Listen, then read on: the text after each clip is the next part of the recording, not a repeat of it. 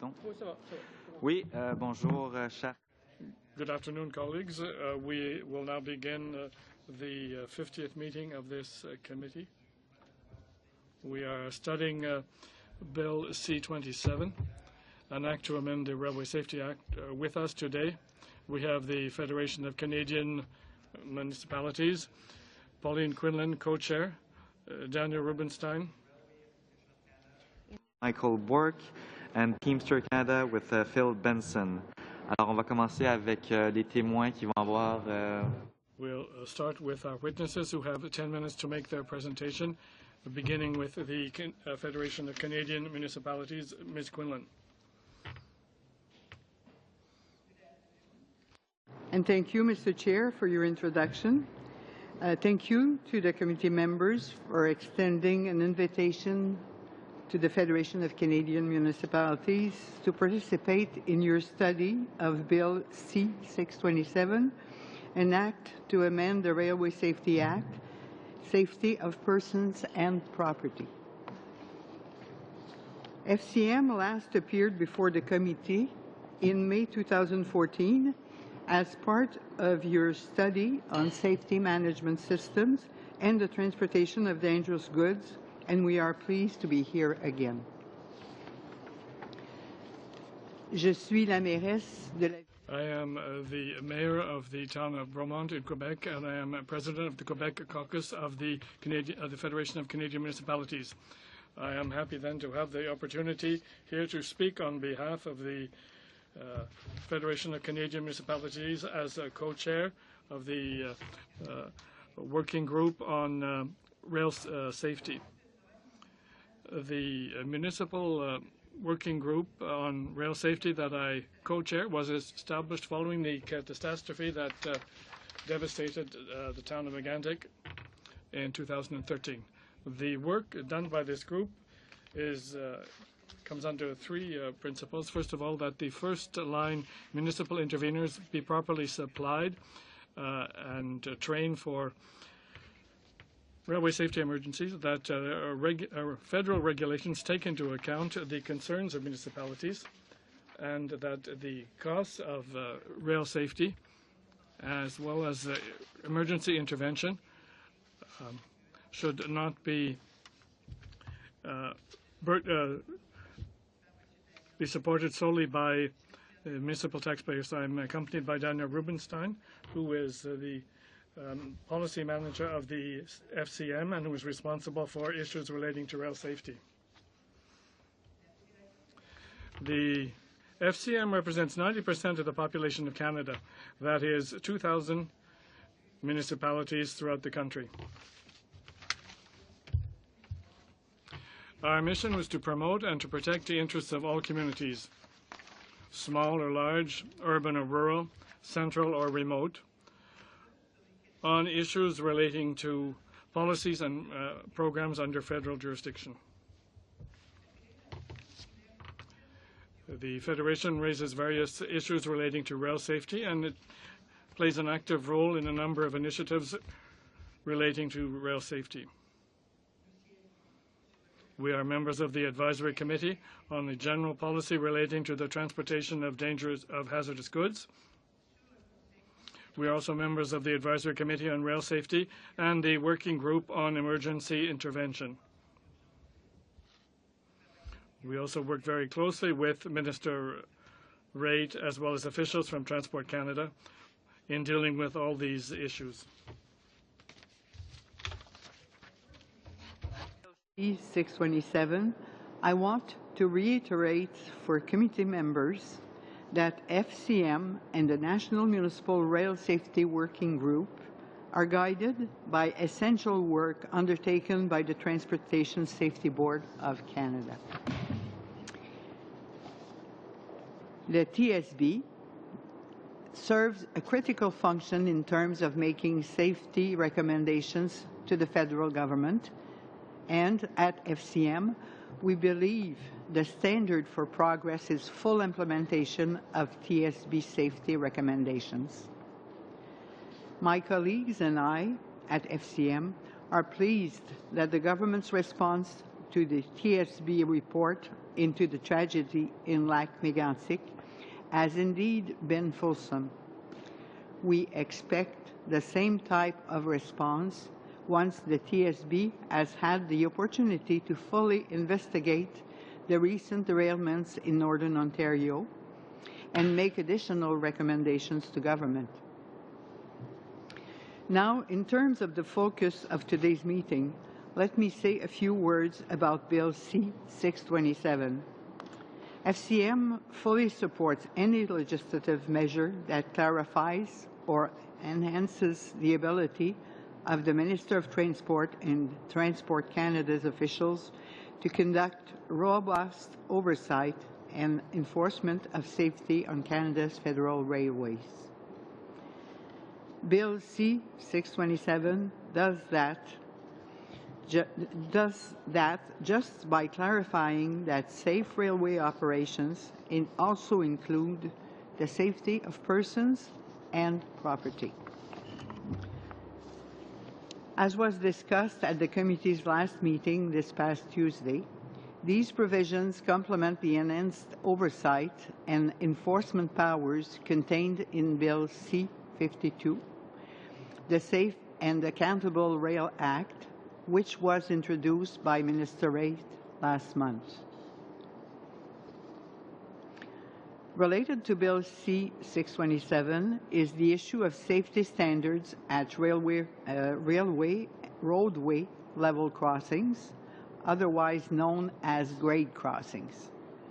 FCM is fully supportive of Transport Canada's new grade crossing regulations, which for the first time establish standards for sight lines, warning systems, and other key safety components at both new and existing crossings. These regulations respond to a long-standing recommendation from TSB.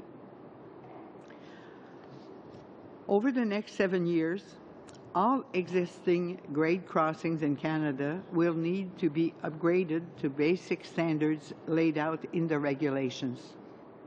Our members and federal railways are in the very early stages of sharing information with each other about existing crossings, which is the first step laid under the regulations. Information sharing must be completed by the end of 2016. You can expect to hear more from FCM about the need for additional federal funding for grade crossing improvements once we are able to assess the cost impact of meeting the new grade crossing regulations at existing crossings.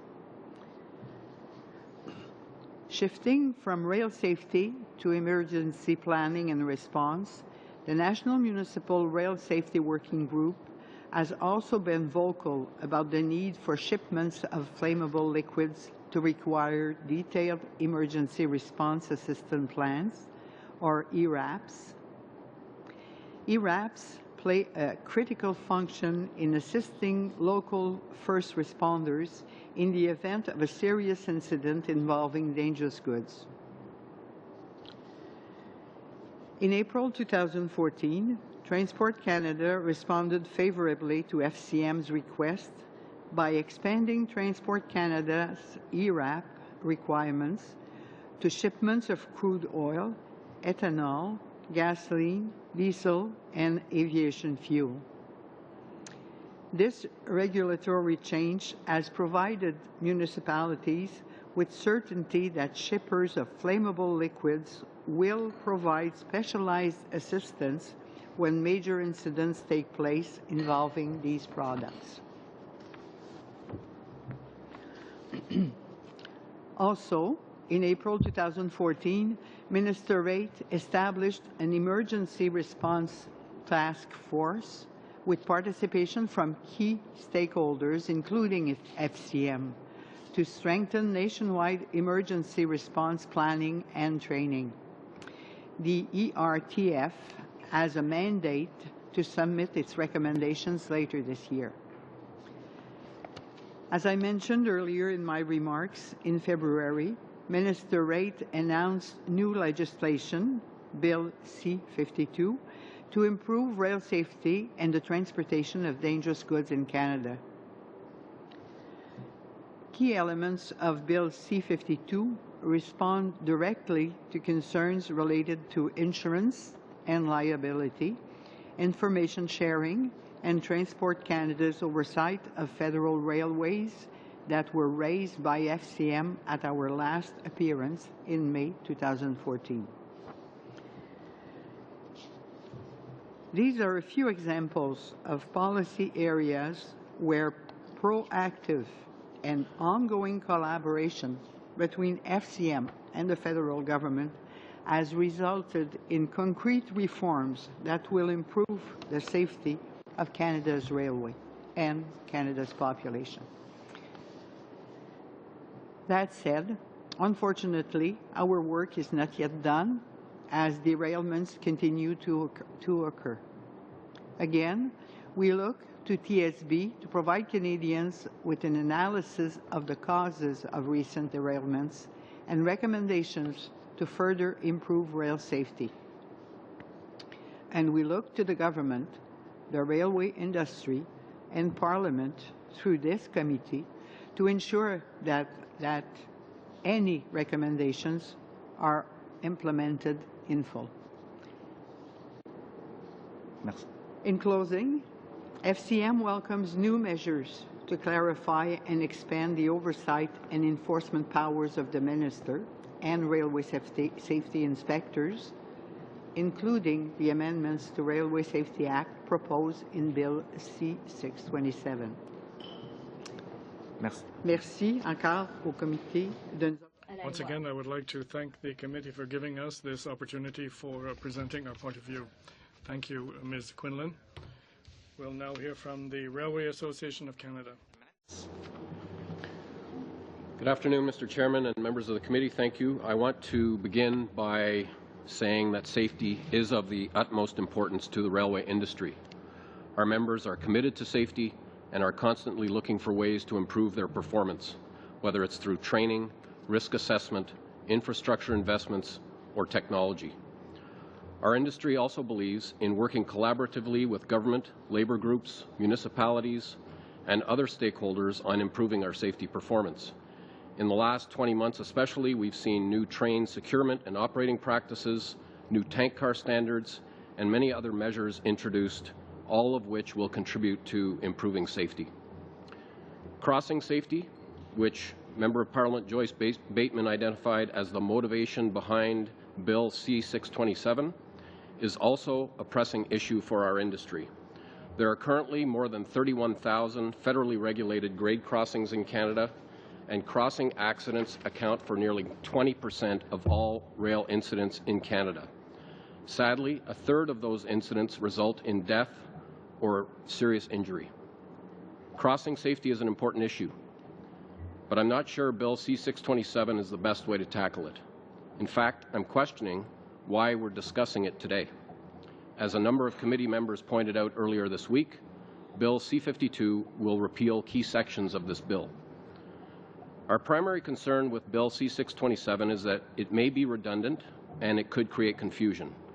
Section 4 of the current Railway Safety Act already states that regard shall be given not only to the safety of the persons and property transported by railways, but also to the safety of other persons and other property in determining whether railway operations are safe or whether something constitutes a threat to safety.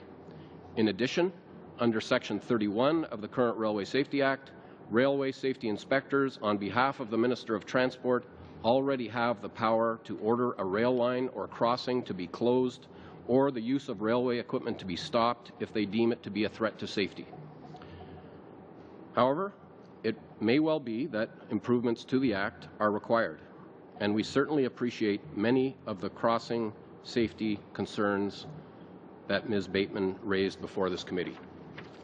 As a result of urban growth around railway operations, traffic has increased at existing crossings, and additional crossings have been built to relieve road congestion across the country. Communities and city planners need to think about alternatives to creating new grade crossings and what upgrades can be made to improve safety at existing crossings. Although not specifically aimed at crossings, we're making some progress through our joint proximity initiative with the Federation of Canadian Municipalities, and we recently saw Montreal adopt our guidelines for new developments in proximity to railway operations as part of its long-term development plan. Montreal was the first major urban centre to adopt the guidelines, and we're hopeful that other cities will follow suit. But more can be done.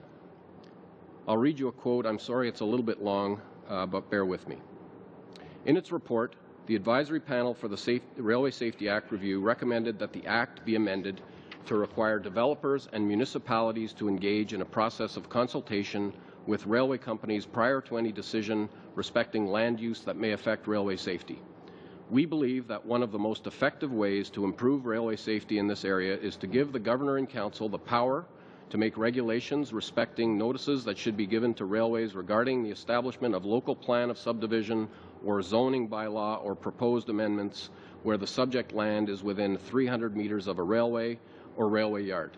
We believe that 300 meters is a distance that makes sense from a safety point of view. Further, as is done in the Aeronautics Act, that power should be given to the Governor and Council to make regulations respecting the control or prohibition of any other activity in the vicinity of the land on which a line of railway is situated to the extent that it would constitute a threat to safe railway operations, unquote. These comments were made by my predecessor, Cliff Mackey, to this committee during its review of the Railway Safety Act in 2012.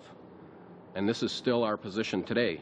Railways are required by law to notify municipalities of any proposed work. We would like to see the Railway Safety Act amended to require developers and municipalities to consult with railway companies prior to making decisions about land use that could affect railway safety. Another way that we can tackle the issue of crossing safety is to review the existing regulatory approach for opening and closing rail crossings in Canada. Under the existing regime, Transport Canada has the authority to close grade crossings after completing a risk analysis. Meanwhile, the Canadian Transportation Agency has the authority to open new crossings without having to assess public safety. This dichotomy of authority has jeopardized public safety and has led to some counterproductive outcomes. In one case, the Canadian Transportation Agency ordered a railway to open a crossing after Transport Canada had ordered it permanently closed for safety reasons. Furthermore, the number of crossing-related accidents has not decreased over the last decade. Since 2003, there have been more than 2,300 crossing-related accidents, 670 injuries or fatalities. As I mentioned earlier, 30% of the crossing-related accidents over the last 5 years have resulted in serious injury or fatality.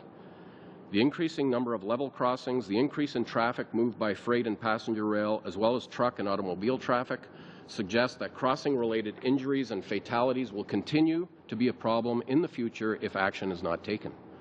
Recent government efforts to improve safety at grade crossings will help, but the best way to improve safety is to close more crossings. Canada's grade crossing regulations came into effect last December 17th. These regulations outline a series of improvements that must be made to grade crossings, including private crossings. Short-line railways alone expect that they will invest somewhere in the order of $85 million to meet these regulatory requirements, and the estimate at the time of the regulation was about $500 million for the industry to spend on meeting these regulations. There's also the issue of private crossings. We have many instances where private roads crossing over rail lines are used by one or more landowners where there is no crossing agreement. In these situations, railways advise users of the crossing about the need for a crossing agreement, setting out terms for construction and maintenance. But in many cases, users are unwilling to enter into these agreements, especially when crossing upgrades are necessary. Section 103 of the Canadian Transportation Act deals with the situation where the railway company and the landowner adjoining the railway disagree on the suitability or maintenance of a private crossing. Currently, Section 103 only permits the landowner to apply to the agency for a resolution to the dispute. There is no comparable right given to the railway company. We believe that in the interests of safety, railways should have the equal right to apply to the agency under Section 103. The government also recently made changes to its grade crossing improvement program. Transport Canada considerably reduced the amount that it will contribute toward grade crossing improvements. Transport Canada used to cover 80% of the cost of a grade crossing, and now it only covers 50%. Under the current funding formula, railways are expected to absorb almost 40% of the cost of these upgrades. Furthermore, we are told that compliance to the new regulations will not be an accepted reason for applying for funds under the grade crossing improvement program, and these funds are not available to provincially regulated railways who must nevertheless comply with the regulations. When Joyce Bateman was testifying to this committee the other day, I noticed that what started as an issue of safety quickly morphed into an issue of convenience. And I understand it is difficult when constituents call and complain about waiting at a rail crossing for 15 or 20 minutes. But let's consider the alternative. Earlier this week, Jim Venna from CN mentioned that it's not unusual to have trains that are over 150 cars long. 150 rail cars is the equivalent of about 375 tractor trailers that would otherwise be on our roads. Without rail service, we would have more congestion, more pollution, less safety, and more greenhouse gases. Rail is about 20 times more efficient than trucks in terms of greenhouse gas emissions intensity. And let's not forget about the economic argument. Railways need to maintain velocity and fluidity on their tracks in order to deliver high levels of service to their customers. When an accident occurs, the whole network gets clogged. The rail industry is currently operating under a quota for grain. Last year's enormous grain crop was 20 million metric tons larger than the average crop. This 20 million metric tons required around 2,000 trains, each with 100 cars, to move it to port, and then they had to move back again. We need rail to move the economy, so before we start making small steps that we think will solve a specific problem, let's make sure we're not further hindering our ability to enable the competitiveness of our customers and the economy in this globally competitive world. Thank you very much. Thank you, Mr. Bork. Now, Teamster, I forgot to mention before, there's also Mr. Don Ashley, so Mr. Benson and Ms. Ashley. Thank you, Mr. Chair. With me is I'm the lobbyist for Teamsters Canada, and with me is Mr. Don Ashley, he's National Legislative Director for Teamsters Canada Rail Conference. I'll be dealing with some background issues, and Mr. Ashley will be dealing with the bill itself. Just to start, Teamsters Canada Rail Conference represents the running trades and main lines and most of the short lines, and with other components of Teamsters divisions, we represent approximately 65% of rail labor. And I just want to thank you for having me before the committee, and just in case it's the last time we get to come here during this parliamentary lifespan, I'd like to thank the members present, past, for their courtesy, for all their hard work. We, I think, achieved a lot of work. We still have a lot to do, but I do want to thank you, and if we have a chance to come back, that's great. If we don't, again, thank you very much. As a background, of course, we've seen recently we have derailments, we have track issues. 1232 cars, and previously before the committee we raised our concerns about the 1232 cars, whether they were actually suitable and if they would work. And as we know from the Magoma tragedy and elsewhere close to tragedy, there seems to be severe problems with them. Similarly, we will have concerns about the new 1711s. The other issue that's of great concern to me is the Dilbit, movement of Dilbit. After Lac-Mégantic and that tragedy, and our prayers and concerns still goes out to the families there. It's going to be a long healing process. The issue of Dilbit was not a concern from the experts that I attended meetings for, and I certainly attended a lot of them. The issue was shale oil. And clearly after the Magoma accident, that region of track, that whole Dilbit issue and Silbit has to be reviewed again, and I know it will be in upcoming meetings going forward. But that was a great surprise to me. It's not something that I expected. Of course, we have Bill C-52.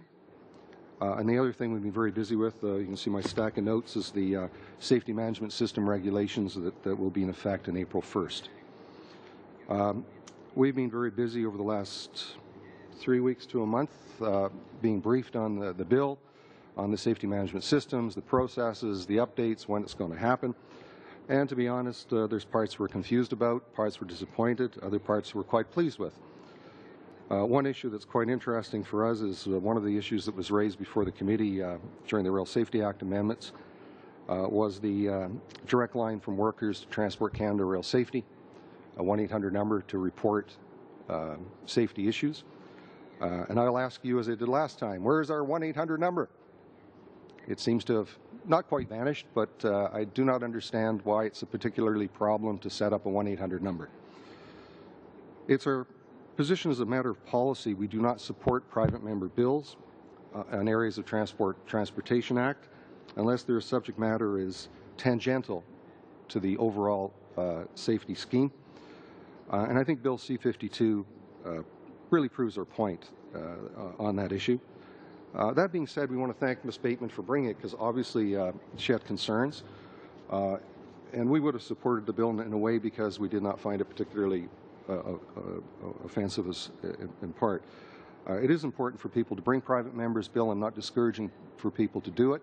However, quite often acts like the Transportation Act are quite complex, and it's very hard just to take out one little section without realizing there's a lot of other implications. And with that, I'll pass it over to Mr. Ashley to deal with the bill. Thank you, and thank you for having us here. When it comes to the bill itself, we're fully supportive of anything that improves rail safety and improves or gives the minister more regulatory impact on improving rail safety. When it comes to crossing incidents, it's very impacting on our membership. The devastating effects that the public and the community sees with these crossing accidents also deeply impact our members and their families and their lasting effects. It's one of our highest areas of injury is critical incident from these crossing accidents. So again, anything that can be done to improve that area, Teamsters are supportive of. With the bill itself, the language is good. We prefer, when it comes to Section 31 and 32, we prefer the language in C-52. So whether, this bill gets picked up and the change in 9 gets moved to C-52, or you amend this bill with the language from C-52 in regards to Sections 31 and 32, we would support either one of those alternatives. So, thanks. Thank you, Teamsters. And now we'll go with, on va faire le tour des questions des députés. We'll start our question period with Mr. Toon. You have 5 minutes. Thank you, Mr. Chairman. I'd like to thank the witnesses who had interesting presentations. I think that this bill does deserve more attention, and it's quite interesting to see that everyone has pointed out the fact that there is another bill under study, and it's rather difficult for us to determine what the impact of this will be on the particular one we are dealing with. That is the relationship to C-52 and this one. I think it'll make the situation a bit more complex, but we are dealing today with Bill 627 today. I'd like to start with Ms. Quinlan. It seems to me that there's an N missing in your card. The relationship between municipalities and the rail companies when it comes to level crossings, I've been attempting to understand whether there's any type of funding provided by the rail companies to municipalities. Are municipalities required to make any payment? How exactly does this work? Yes, municipalities do in fact make a contribution to the maintenance of these level crossings, depending on the individual situation in the provinces, I suppose. But I would say, generally speaking, in Quebec, in Bromont, where we have a railway going through the town, it also goes through Lake Mégantic. It's the same section of the rail. Yes, and we make an annual contribution to the maintenance of the level crossings. I interrupt the member's first question and answer, and I don't want my intervention to interrupt his cumulative time. I I think I heard you say 7 minutes, but I think I heard interpretation say 5 minutes, and I just wanted it to be clear that the member has 7 minutes for question and answer. To clarify, the members' first round is 7 minutes each, so the member has 7 minutes. Alors, merci. Pour continuer la responsabilité. To continue then, when it comes to liability, it isn't the case. Who is responsible for the accident? It would be the rail company that is responsible or liable. We are, of course, collaborating, but Mr. Rubenstein perhaps might add to this. At the present time, we are partners. We are involved in discussions with the Railway Association to come up with solutions that would allow us to improve safety. Although we are not liable, responsible for the traffic on the rails, we are responsible for safety of the citizens in our municipalities. Perhaps Daniel could add something to this and give you information relating to the work that we have been doing in collaboration with the Railway Association. For federally regulated railways, there are grade crossing regulations that were passed last year. So they set out the roles and responsibilities of municipalities as road authorities and federal railways. That includes requirements for information sharing. Each party have different obligations. And when it comes to cost, these are determined through the parties, but the Canada Transportation Agency can make determinations as well on how those costs are shared. Et si j'ai bien compris, le projet de loi ici porte. And as I understand it, this particular bill deals solely with the routes that are under federal jurisdictions, the lines that are under. There are a number of railways in Quebec and elsewhere that come under provincial jurisdiction. This bill would have no impact then, I take it, on those railways? Perhaps Daniel could add. With federal railways that are under the jurisdiction of the Railway Safety Act. Alors, est-ce que vous avez une idée de la... Do you have any idea then of what the percentage in Quebec would be? You are, of course, talking for the Federation of Canadian Municipalities, so maybe I should deal with the situation in Canada. The percentage of railways in Canada that come under provincial jurisdiction, do you have any rough figure? Once again, I think that maybe Daniel has this information. It's a fairly slight percentage in Quebec, a small percentage that come under provincial jurisdiction. Of course, the large companies like CN and CP, and in our particular case, the Montreal Main Atlantic, all of them are under federal jurisdiction. And in certain areas of Quebec, the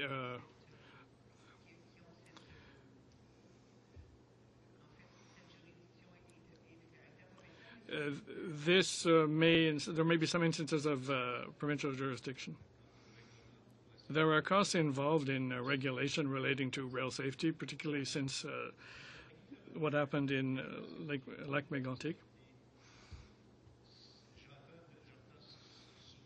I've often heard that the relationship might be rather difficult relationship with the municipalities. Do you think that they are giving sufficient attention and support for the training of personnel? You talked about emergency response. Are they properly equipped to dealing with any emergencies or catastrophes? It seems to me that since the catastrophe did occur, and since we began our work, there has been a greater communication between the railway companies and the municipalities. The large companies have always, I think, taken a more structured approach.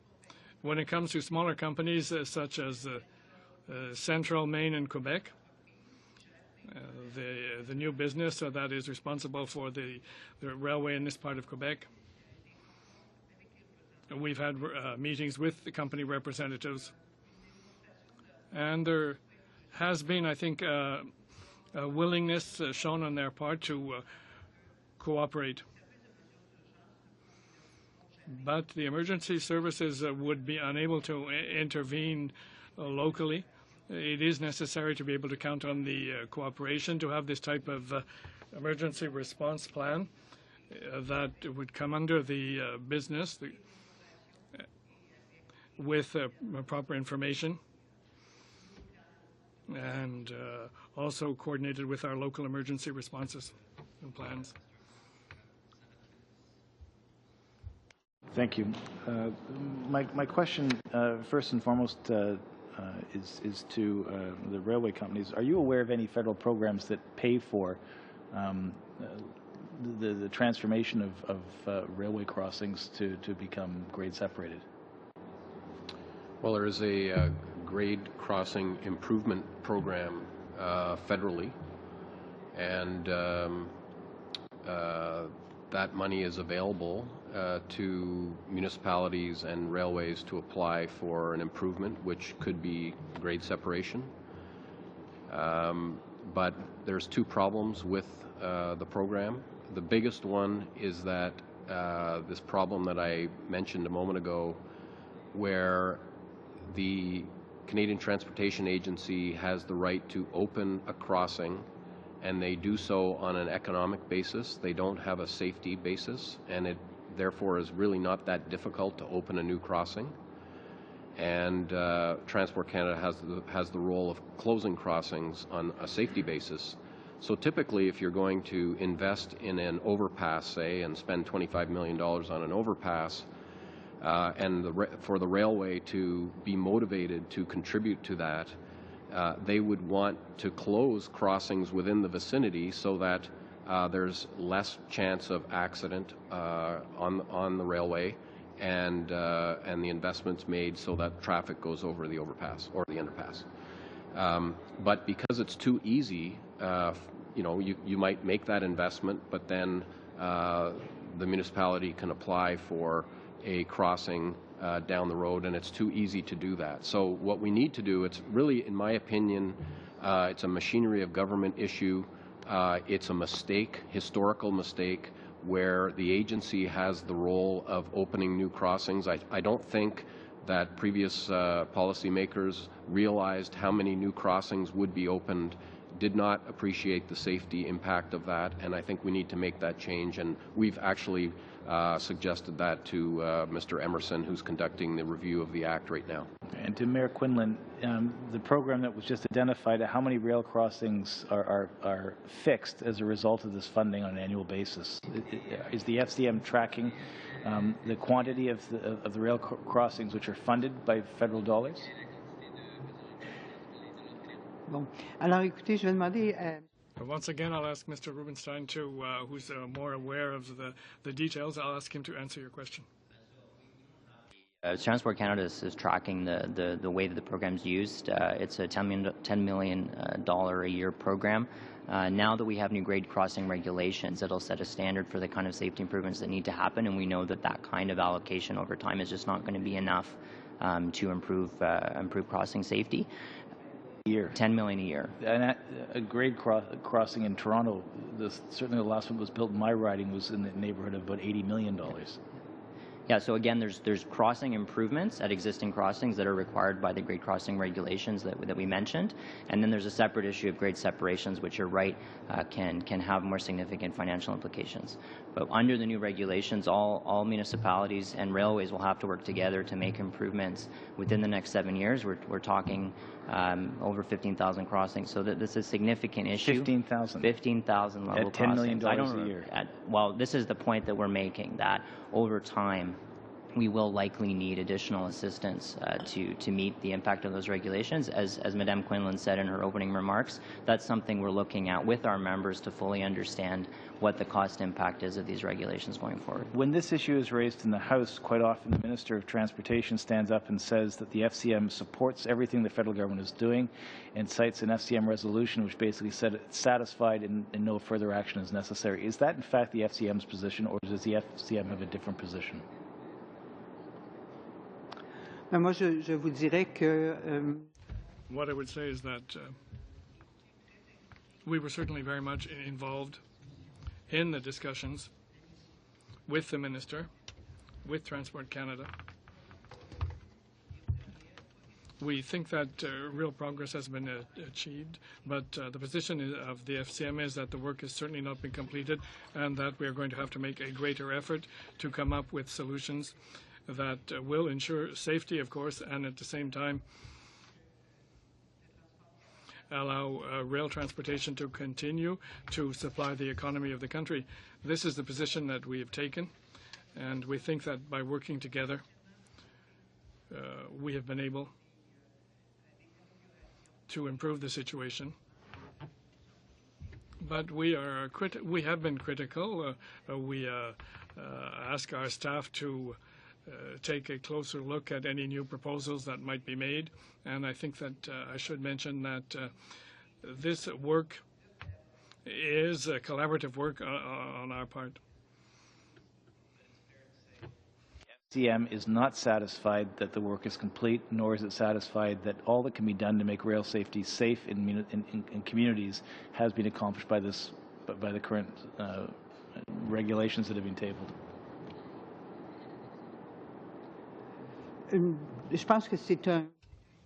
I would say that it's a beginning, that we have to continue. The issue of funding was raised previously.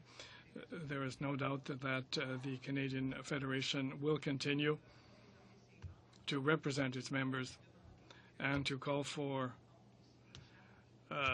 the charges that will result from municipalities be taken into account,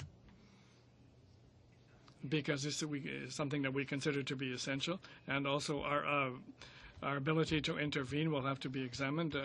Municipalities do have limited means at their disposal, as you probably know, and this will be part of the future discussions. Mr. Komarnicki, 7 minutes. Thank you, Chair. Certainly the discussion here has been far-ranging and wide, with some big general areas of concern that have little to do with the bill, and it was good to hear Mr. Ashley actually focus on the bill. I do know that there are obviously land development issues that need to be tackled by cities and rural municipalities, urban municipalities, and that's a fact, because the development taking place right next to railway or railway crossings is an issue for sure. And certainly just grade crossings across the country, there are many of them, and the complaints I hear a lot of the time is that it takes the trains too long to cross, or they park, or they're not well seen, especially at night, and there needs to be improvements in the crossings to make the general public aware of the danger and so on, and there's a fund for that. But those are all things that municipalities apply for, and over time some get upgraded year by year, and generally it's made safer. But this particular bill relates to a very specific enactment that talks primarily about improving public safety by providing authority to issue orders if a railway work or a railway operation poses threat to the safety of persons or property. And it would suggest to me that this bill is dealing very specifically with something that is the apparent and an immediate concern that needs attention. And so when you look at that, it seems to suggest that the two things, a railway safety inspector, if he's of the opinion, or she, that the standard of construction or maintenance, so how it's constructed, how it's maintained, or where in the operation of a line work or railway equipment, something in there threatens the safety or security of the operations or of a person or property, that some actions may be taken in an order issued, and the minister here is specifically provided with the authority to require the person responsible for railway operation to order the person to take necessary corrective measures, and that's really focusing in what this is all about. Now, it's one thing to open and close a crossing, but this, I think, goes beyond that. It says if you find an imminent concern or danger, you need to act, and there needs to be the authority to compel someone to do something. And wouldn't you agree that's what this is all about? And that in fact you do, it's good to have the extra authority to order these kinds of things to be done. Perhaps Mr. Benson, Mr. Bourne. Well, for our part, I don't disagree with what you've said. Our position is essentially that the Act already provides that authority. If the government believes that this authority is not strong enough and they want to strengthen the language in the new Act, which is going to supersede this private member's bill, then there's probably a good reason for it, and we're not going to object. We do think that the way that it's written in C-627, that it causes a little bit of confusion, because we already believe, as I mentioned, that under Section 31, that railway safety inspectors, on behalf of the minister, currently have the power to order a rail line to be closed if that's or the equipment, the use of equipment to be stopped if there is an imminent threat to safety. So that's our interpretation of the bill. Well, fair enough. And whether this bill gets subsumed in the other one, or this one clarifies the other one or adds to it, in principle, it is obviously a positive step, and it goes beyond just opening or closing. It goes towards proactive action or steps that are ordered to be taken to take some particular steps to rectify the situation. The reason that in my remarks today I went beyond 627 is precisely because I think there are a number of proactive steps that legislators can take with respect to crossing safety. There are a number of very important changes that need to be made if we're going to improve crossing safety in this country. The TSB has already pointed out that we have not reduced the amount of accidents at crossings over the last 10 years. We've essentially plateaued. If we're going to make those kinds of safety improvements, we have to look at closing crossings, at changing the governance on opening and closing, and so on. And fair enough, but when you're looking at, you said 31,000 grade crossings, 20% of the accidents, of the 20% of the accidents, a third end in death or serious harm or injury.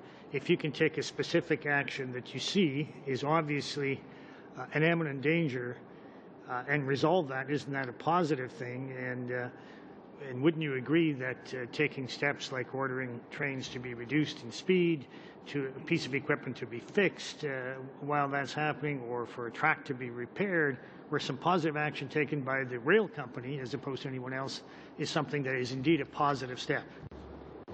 We'll come back to Mr. Benson. I think Mr. Borg is...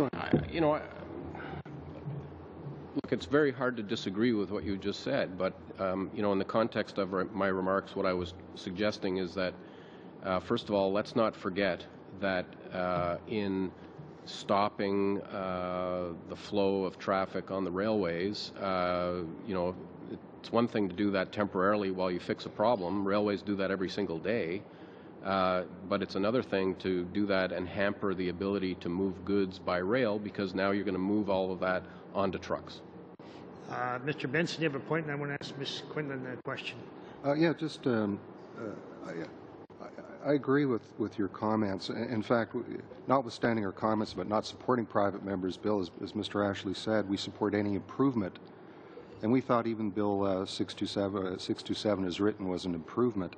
But just a question on crossing accidents. One thing that's, I think, a little misleading about crossing accidents and just putting a number in total to them is that really the largest subsection of deaths are suicides. And I don't know how we're going to prevent that by doing anything. And the second, I think Mr. Bork would agree, it is trespassers.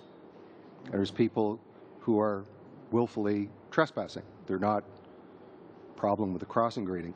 And so sometimes when we look at these issues, if we understand that there's a whole chunk of them that we are not going to solve ever.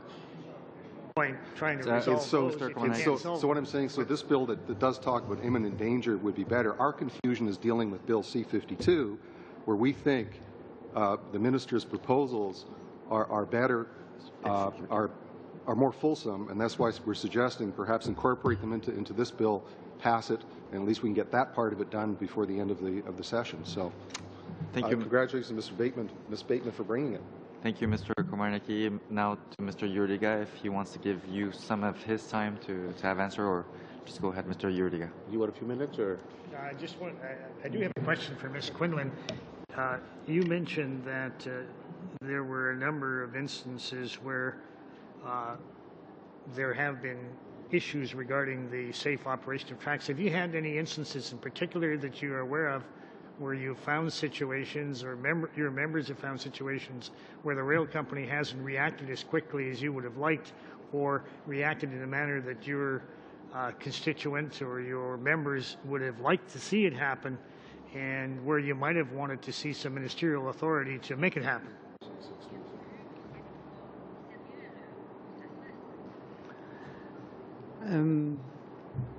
Peut-être un exemple. I can perhaps give you one example relating to grade crossings.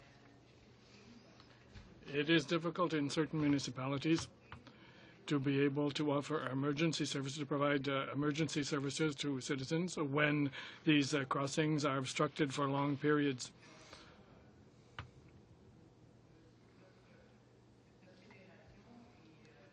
Well, the Federation is certainly very aware of these kinds of problems, and I think that we're going to have to do something to improve it. I realize that traffic must be able to circulate, and in some cases it might be better to have rail transportation than to have road transportation. But when a city is cut in half, and when, for example, there is a big fire taking place on one side and it is impossible to respond to an emergency call, this is quite serious. This is an example. I don't know if this is the type of thing you were thinking about. That means that we will have to keep on working with authorities to improve the situation in collaboration with the railway companies.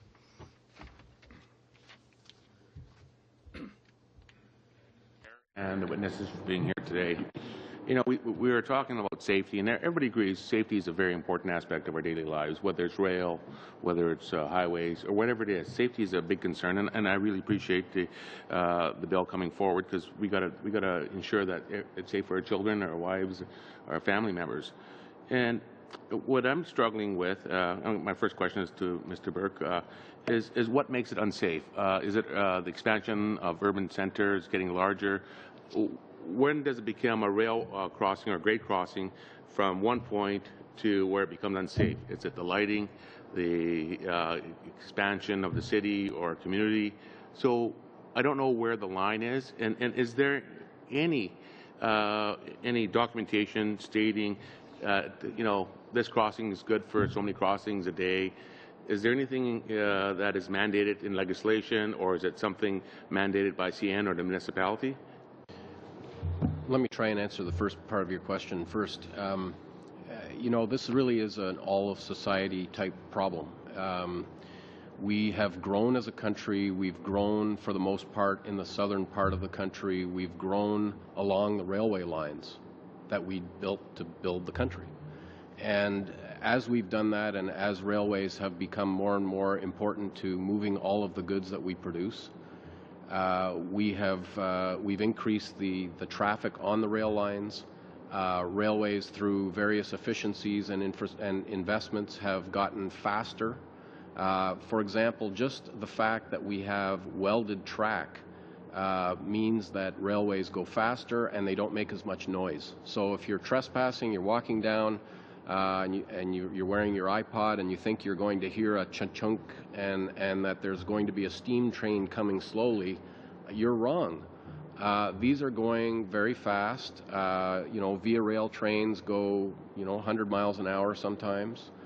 And what we've created is a highway system on rail. And we still treat it as though it's a back road. And we allow everybody to have an overpass, their own driveway over the tracks, and we see development that just doesn't make any sense. We've got dozens of examples where a municipality has a school on one side of the track, and then they allow, under their zoning, a McDonald's right across the track. So what do you think the kids are going to do all day? They're going to cross the tracks to go to McDonald's. So we've got to think as a society, what are we going to do? We need this corridor in order to deliver goods and increasingly deliver passengers over it. And safety is a huge concern. Today I've outlined some of the remedies I think that we need to work on. The railways certainly are willing to participate. Railways pay for crossings. They contribute when there is a grade crossing improvement, when there's an overpass, when there's a problem with a railway with safety. The example given the other day was with respect to a motorized wheelchair that got stuck on the tracks. Quite frankly, the railway should, fix that so that that can be done safely. But this is an all-of-society problem. And there are rules, just to answer the second part of your question, with respect to fire, for example. Currently, if there is a fire and you have a train blocking the crossing, you're obligated to go and break up that train and clear the crossing. And there's other remedies as well. We have municipalities that have access to dispatch so that they can know when the train is coming, and the 911 folks can tell the ambulance or fire truck to go to another crossing because they know there's a train there. Well, thank you for that. And just one more question: is the railway companies involved in the development process in the community? Say municipalities having say expansion to a subdivision. Is there any? Is the municipality ever asked for feedback regarding what your opinion is on it and how it's going to affect your business model? Well, it really varies by community, and I would echo the comments made by Madame Quinlan that really, I think the railways have very good relationships in communities. In fact, there are many short line railways that are owned by communities. They're owned by provinces, they're owned by communities, and so of course they talk to one another. The railway industry for many, many years has trained first responders. Our association has trained thousands, tens of thousands of responders. And so this is a relationship that's ongoing. What we'd like to see, though, is as I mentioned in my remarks, we have an obligation to inform a municipality of any work that we are going to do on the railway. What we would like to see is that they are obligated to tell us about the work that is being planned around the railway so that together we can work on what is the right way to build within proximity of the railway so that it's safe for the future, because there are just way too many examples of unsafe practices. Thank you, Mr. Bourque. Thank you, Mr. Yurdiga. Monsieur Pilon, 5 minutes. Mr. Pilon, you have 5 minutes.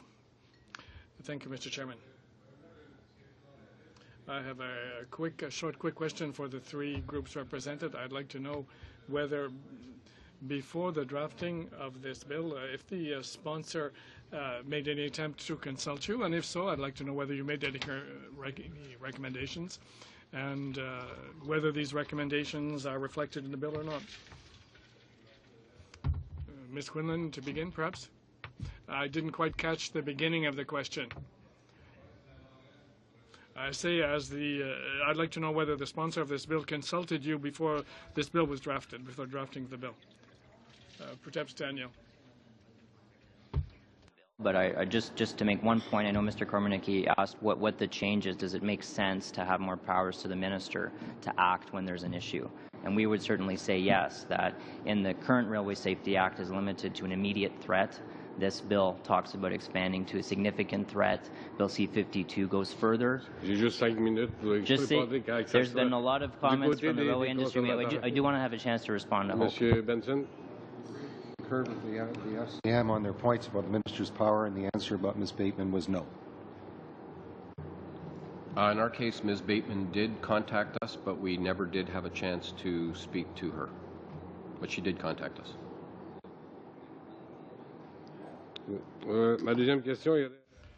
My second question is for Ms. Quinlan. You said that there would be costs related to this. The government is cutting back everywhere at the present time. Do you think that money is likely to follow because there's no reference to money in the bill? And what would the impact be on a small municipality with 2 or 3 grade crossings that require some type of work?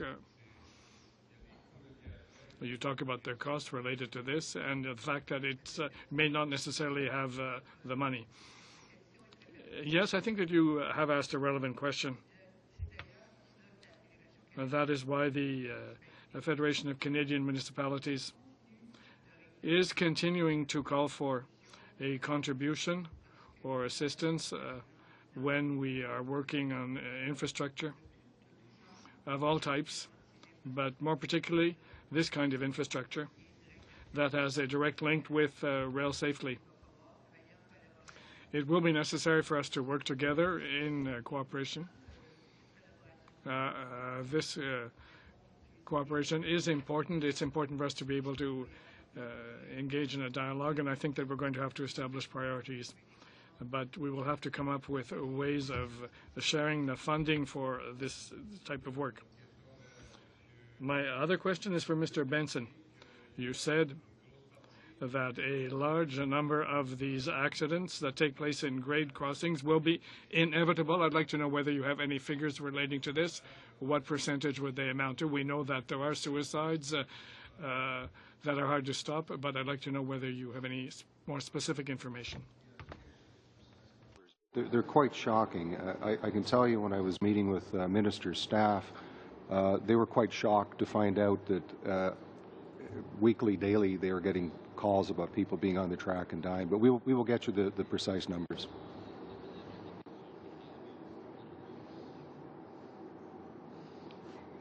One minute. 1 minute. Quite quickly then, a last question for Mr. Benson. I noted that you, Ms. Quinlan, did talk about rail safety in matters other than grade crossings. I'd like to know whether you consider that this is an urgent bill or are there more urgent matters that have to be dealt with in order to improve rail safety in Canada. Sir, I think any particular improvements we can make should be done. We take them as we find them. I think the most important part with Bill C-52, the most important part will actually be with the next Parliament is dealing with the review of the Rail Safety Act, and at that point I think we'll be coming forward with several suggestions. Primary is to end the self-governing, self-regulation of the industry. We really appreciate the Minister planning or pushing forward with greater inspectors, greater power for the Minister and inspectors. I think they're a positive. We have a lot of work to do. We're not anywhere close to the end. I think eventually we might get there, but I think what's missing is that after 9/11, it took 7, 8, 9, 10 years that I worked on that file to start to get to the point where we're actually getting to the conclusion of it. And I think here we're just a few years after the tragedy at Lac Mégantic. I think we're looking at a 6, 7, 8, 9-year fix. As we thought 1232 tankers might solve the problem, we didn't think they would. Turns out they're not. We will find problems, we'll find issues, and as we move forward, we'll work together. And hopefully all the committee, as it always have, will work very hard on this issue, and I look forward to working with you. Merci, merci aux témoins. Merci, Monsieur Pilon. Ms. Young, 5 minutes. Thank you, gentlemen, and Ms. Quinlan for being here. It's a real pleasure to have the amount of expertise and the experiences, tragic though they are, for you to share with us so that we can learn from them. I just want to follow up on what Mr. Bork was saying, because I think it's quite critical to not just this bill that we're talking about today, but to where we are going as a country. Like when you talk about the fact that, of course, we need to have this rail corridor, that it is indeed the lifeblood of our country, but at the same time, communities are developing, they're growing, which is a happy thing, but unfortunately they're growing in places where it could be dangerous to them. I mean, I know that you have some kind of committee or something in place, but why is it that if you know that there are safety hazards and deaths that are inevitable, which is I think what I'm hearing from all of you, why is it that this group of learned and experienced people here representing the different organizations that you represent, knowing that these are outstanding and critical issues in Canada, why is there not a plan in place to address this? And maybe I'll start with Michael, and perhaps each of you can answer that, I think, very broad but very important question. Thank you. Well, I don't want to leave the impression that good work isn't being done, because there is a lot of very good work being done. So I mentioned the proximity guidelines that we have developed with the FCM We're working together with them to try and convince provinces, municipalities to adopt those guidelines. We're working on a number of technical parts to that, vibration study, for example, so that the engineers will know more about how to build within proximity. So there is a lot of good work going on, and I don't want to neither sound overly critical of the regulatory framework that's in place. Sometimes you just need for some time for them to take effect. So, for example, with the grade crossing regulations, those were just passed on, or at least introduced in final format on December 17th, 2014. There is a 5 to 7 year period for most of the provisions so that companies can afford to implement the changes, make the changes, look at the sight lines. Sometimes they have to change the railway entirely, remove buildings. There'll be all kinds of changes that would be required to comply with those regulations. So there is a lot of good work. It is a continuous improvement environment that we live in. But one of the points that I would leave with you is that this is an all of society problem. We do need these corridors, and we do need to work together, and that includes all levels of government stepping up and building overpasses, building underpasses, so that we can be safe and also travel on those railways. Like I'm quite taken by the zoning issue and your example earlier about having a school built on one side of the tracks and a McDonald's built on the other. I mean, surely that's got to be commonsensical, and yet this is happening in communities everywhere, and I note that you're all nodding your heads. So it's not just about building, safe crossings. It's about zoning and planning for the future, I think, because if that's where it rests, or perhaps, do you need a federal law to say that this 300 meters, this proximity guideline needs to be in effect, and that sort of trumps all the zoning across the rail corridor? I'm not sure, but I just wanted to say that perhaps more robust work can happen in this area, because if Montreal is the only city that has adopted the guidelines, and that building is happening at a great pace, certainly it's happening at a great pace in my city of Vancouver, then we have a serious problem, because those things are being built as we speak, and yet, the zoning is not catching up, obviously. So I'm going to ask you to keep your comments brief, because I've only got so much time. So please, if we can hear from the rest. That is a wonderful question. And just so you know that all the industry, Teamsters are the RAC employers, we work on this. We share a concern. But there's 3 levels of government. And it shocked me, actually. I was working on a different file many years ago to find out how much it costs. You're looking at $20 to $25 million. And if you just take, in that situation, okay, we're going to put an overpass for the kids to walk across. We just saw in Ottawa what that cost to the bridge going across the 401, the Queensway cost.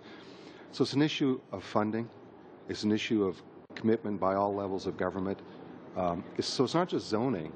It's also, if we're going to have these, I like the idea of the highways going down, delivering the goods and services that the country needs. Mr. Benson, you're looking backwards. Certainly, we have safety issues, and we've heard about that. But at the same time, I'm talking about future, and that's zoning, right? It's partly zoning, but it's partly no city is going to take a chunk of land and make it sterile by not letting it get developed.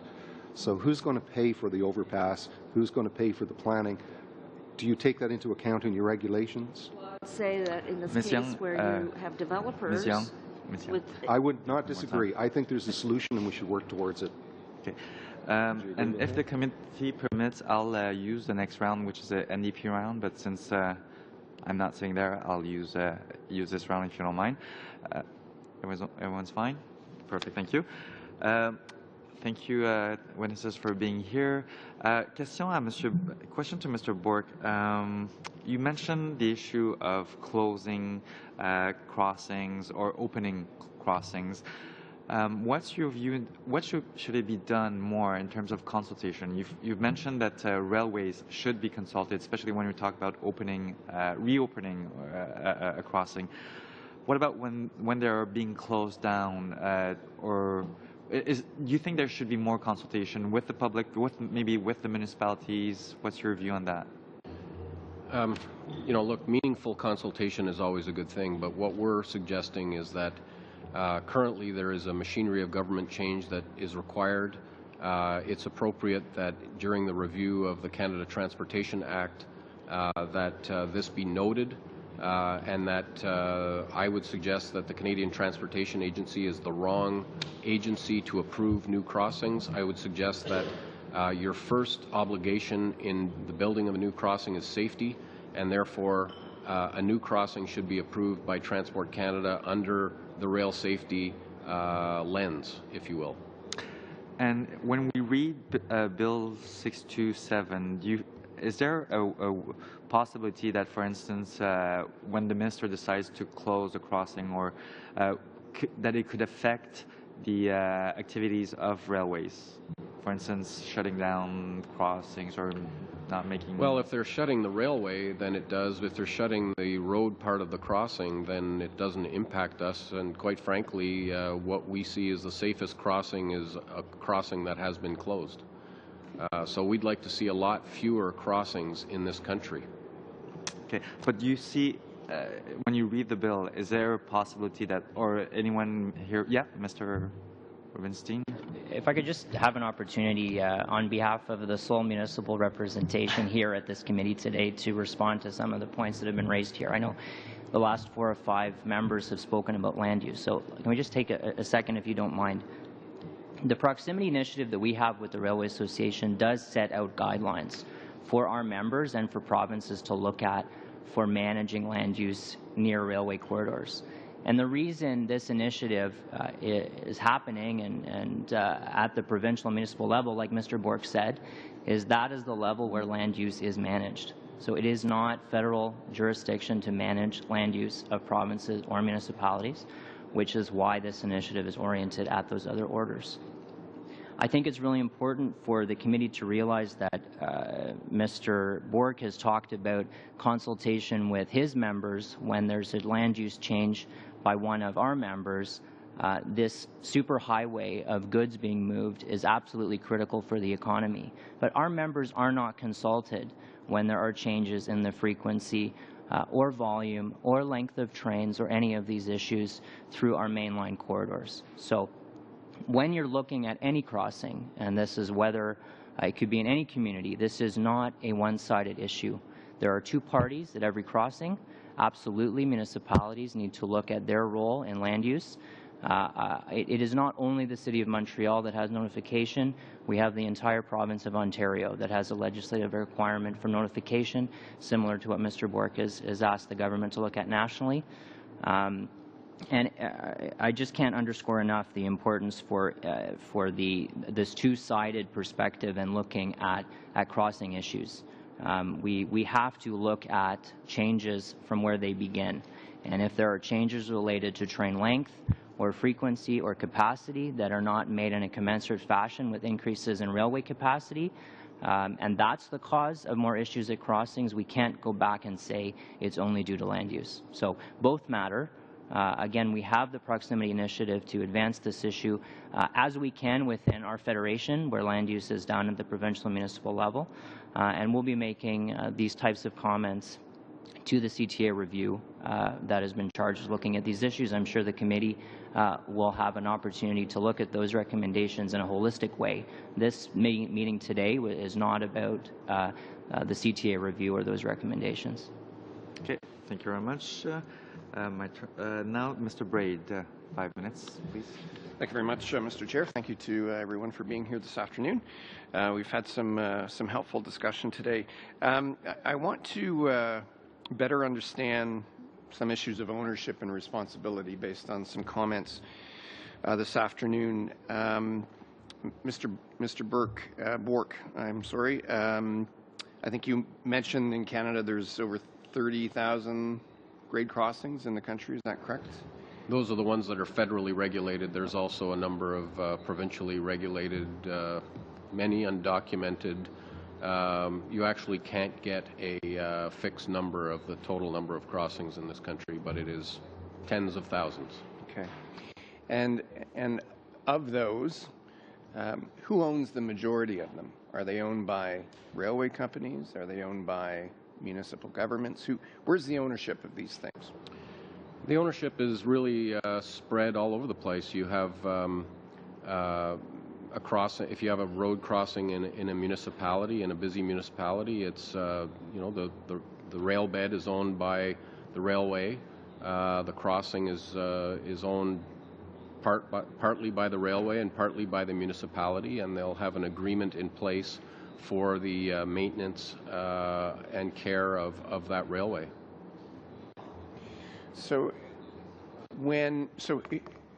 who is ultimately responsible then to ensure the safety of the grade crossing and its ongoing maintenance? Well, as Daniel mentioned, under the grade crossing regulations, there is a shared responsibility, but certainly the railway views that there is an obligation to have safe crossings. One of the problems that we have is that there are these very many crossings. Often they're private crossings. As I mentioned, some of them that are private don't have any kind of agreement in place. There's no record of any kind of ownership sharing, and so there are. It's a huge spectrum. To answer your question, it's impossible to just say one specific instance because it's a big spectrum. Okay. Simply put, is it correct to say that some grade crossings are owned by railway companies, some are owned by municipalities, and some are shared by both? Is that a fair statement? And if that's correct, in the case of grade crossings that are owned by railway companies, should it not be the responsibility of the railway company to ensure its ongoing safety and maintenance? The only case where you'd have a pure railway company owning their crossing would be on their own property, in which case, of course, they would look after it. But generally speaking, as I mentioned, and obviously we recognize there is a need to cross railway tracks, but from a safety standpoint, we would like fewer of them. I happened to be at an international rail safety conference a couple of years ago, and the government of India was presenting, and as they grow they have a very aggressive plan to grow their rail network, and their objective is 0 new crossings. And the reason for that is safety. The proximity guidelines that you've mentioned, how long have they been in place? We just renewed them in 2013, and so the new versions of them are actually just predate the accident at Lake Megantic by a couple of months. Okay. So to what extent are you satisfied that municipalities are following these guidelines, and what's standing in the way when that's not happening? Well, as Daniel mentioned, some places like Ontario are making great progress. Montreal, who have a mayor who used to be a member of this committee, obviously a little bit more enlightened than others, but we're making some progress, and look, we'd love to see more municipalities adopt those guidelines. Yeah. Well, Montreal is only one city, so what's next? Just if I may, Mr. Braid, yes. we have big cities across the country that are looking at this issue very closely right now. Obviously, the tragedy in Lake Megantic raised everyone's awareness of this issue, so I don't want to have the committee leave with the impression that Montreal is the start and the end of this conversation. We have big cities, in particular across the country, that are in various stages of studying the guidelines and implementing that. And as Mr. Bourque said, that's complemented by our joint advocacy with provincial governments related to whatever land use reviews they're doing at that level. Thank you. Now, thank you, Mr. Braid. Mr. Watson, 5 minutes. Thank you, Mr. Chair. Vice Chair, thank you to our witnesses for appearing. I want to kind of come back to the bill itself here, if I can. We've had a good general discussion. I want to be sure we're not conflating a number of issues, whether that's grade separation, grade improvement, grade crossing closures, with the issue of grade safety that may not necessarily be related to any of these matters. For example, if we have a problem with signal malfunction or repeat failure of signal function, this bill, as I understand it, would grant the ability for railway safety inspectors, for example, to order a speed reduction or a ministerial order to be able to ensure that certain corrective measures are taken on an interim basis.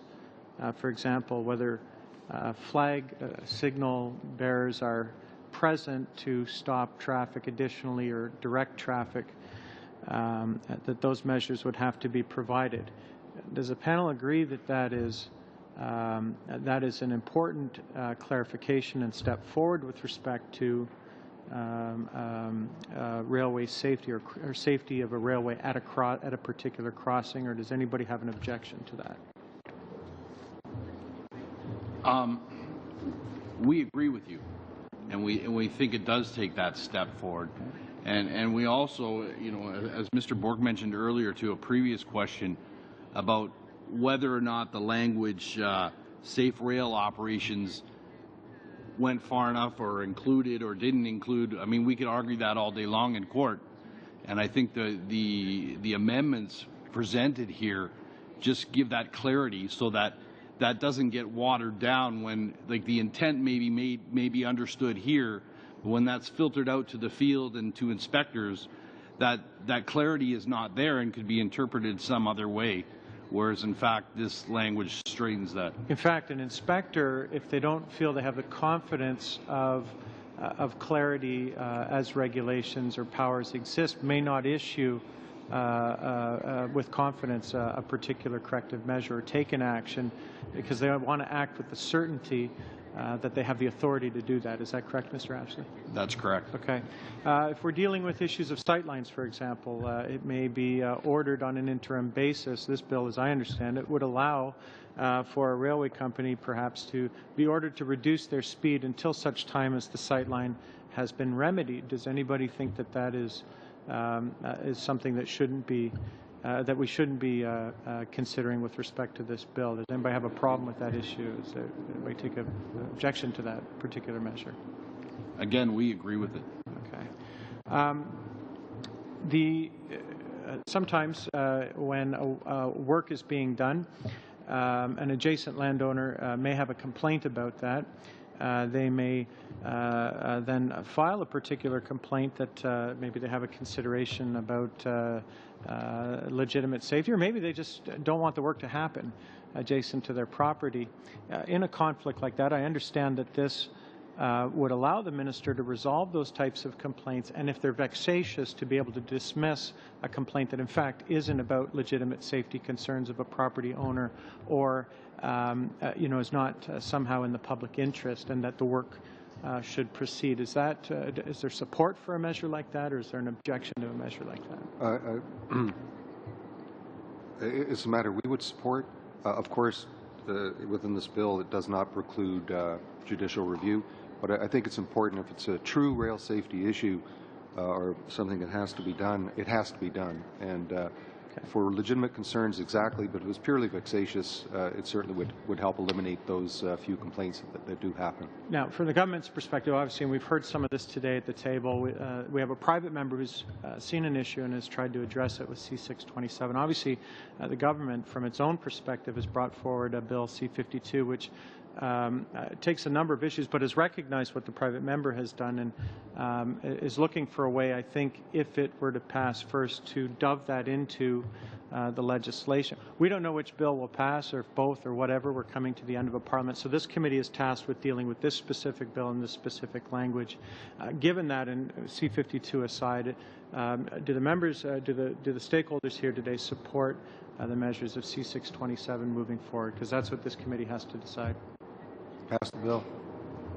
Yes, yeah, and from FCM's perspective, as I mentioned before, I think the key trend, both with this bill and C52, is the expansion of the scope in which the minister and inspectors can act when there's a threat. So we know when the development of the grade crossing regulations, dealing with block crossing issues, it's prescribed right now to immediate threats. Well, that's very narrow. So significant threat in this bill, and then even the broader interpretation 52 is welcome.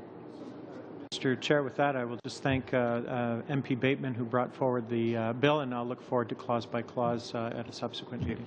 Thank you. I'd like to thank the witnesses for being here today. Merci beaucoup de votre expertise et de nous permettre en tant que... We appreciate hearing from you and your expertise, and to carry out a more in-depth study of this bill with your recommendations.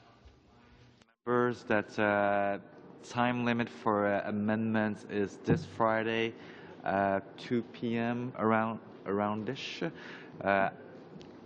this week. So, meeting adjourned. Thank you, Mr. C.